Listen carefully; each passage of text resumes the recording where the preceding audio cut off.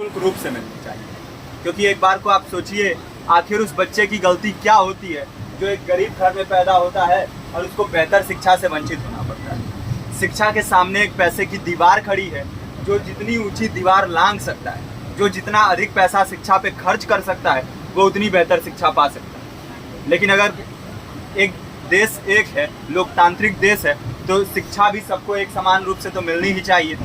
आज परिस्थिति ये है कि एक तरफ तो प्राइवेट स्कूल हैं जो लूट के अड्डे बने हुए हैं, वहाँ पे आप एडमिशन कराने जाएंगे तो सिर्फ एडमिशन के नाम पे ही आपको 10,000 20,000 रुपये देना होगा। और कमीशन खोरी का ऐसा धंधा है कि कॉपी, किताब, टाई, बेल्ट, ड्रेस, जूता कहाँ से खरीदना है ये आप नहीं तय करेंगे वो प्राइवेट स्कूल वाले। यानी आम लोगों की मेहनत की आखिरी कौड़ी उनके जेब से वसूल लेना चाहते हैं। और दूसरी तरफ सरकारी स्कूलों में न तो पर्याप्त टीचर हैं, न पर्याप्त बिल्डिंगें हैं।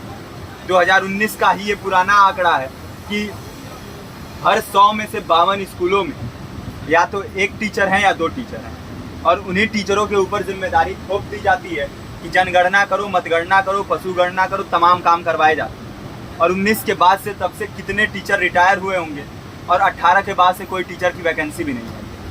आप खुद भी सोच सकते हैं ये परिस्थिति और कितनी बिगड़ी हो। इसीलिए हम लोग ये मांग उठा रहे हैं, चाहे कोई राष्ट्रपति का बच्चा हो या किसी मजदूर का, सबको शिक्षा एक समान मिलनी चाहिए और निःशुल्क रूप से मिलनी चाहिए। प्रेमचंद ने अपने दौर में भी कहा था कि एक सभ्य समाज में ऊंची से ऊंची तालीम मुफ्त होनी चाहिए और इसका पूरा खर्च गवर्नमेंट को उठाना चाहिए, क्योंकि हमारे देश को फौज से ज़्यादा आवश्यकता तालीम की है। और शिक्षा से जुड़ता हुआ ही दूसरा मुद्दा हम लोग उठा रहे हैं। दूसरा मुद्दा है रोजगार का।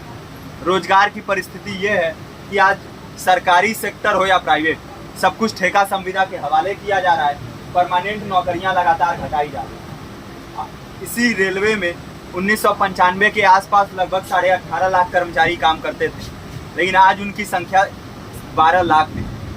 आप खुद भी सोच सकते हैं कितने बड़े पैमाने पे परमानेंट पदों को घटाया जा रहा है। और आज आलम ये है, एक तरफ लाखों पद खाली पड़े हैं, फिर भी कोई वैकेंसी नहीं निकलती। जो वैकेंसियां निकलती हैं उनमें भ्रष्टाचार होता है, पेपर लीक हो जाते हैं। RO, UP police, BPSC, SSC, CGL, ऐसे तमाम पेपर लीक हो चुके हैं, आप लोग भी जानते ही। अभी नीट की धांधली में ये पता चला कि एक एक पेपर 30 लाख से 50-50 लाख रुपए में बेचा गया। हम और आप तो ये पैसा नहीं दे सकते। पूरी की पूरी कारस्तानी सरकार, प्रशासन, शिक्षा माफियाओं की होती है। और भुगतता कौन है?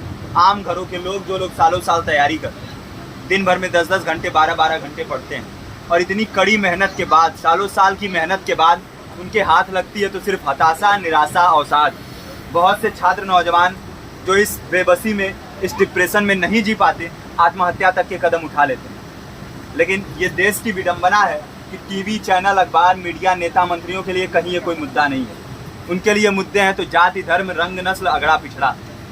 आज जब पूरी परिस्थिति इतनी भयावह है तो ये जरूरी है कि लोगों के बीच में जाया जाए, लोगों को संगठित किया जाए और एकजुट किया जाए।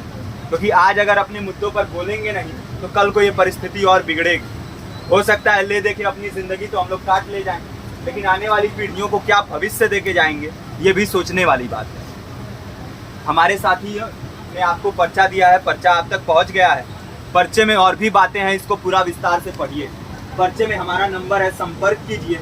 फेसबुक का, इंस्टाग्राम का लिंक है, आप वहाँ पे जाएंगे तो आपको पता भी चलते रहेगा कि लगातार किन किन माध्यमों से हम इस अभियान को चला रहे हैं। नुक्कड़ नाटक, संगीत, शिक्षा सहायता मंडल, लाइब्रेरी, तमाम माध्यमों से इस अभियान को चला रहे हैं और कोशिश कर रहे हैं कि बड़े से बड़े पैमाने पर हर जगह पे लोगों को संगठित किया जाए और एकजुट किया जाए। आपके बीच भी आए हैं आपका साथ और सहयोग दें, साथ इस रूप में कि आप भी हमारे इस कारवां और इस मुहिम से जुड़िए।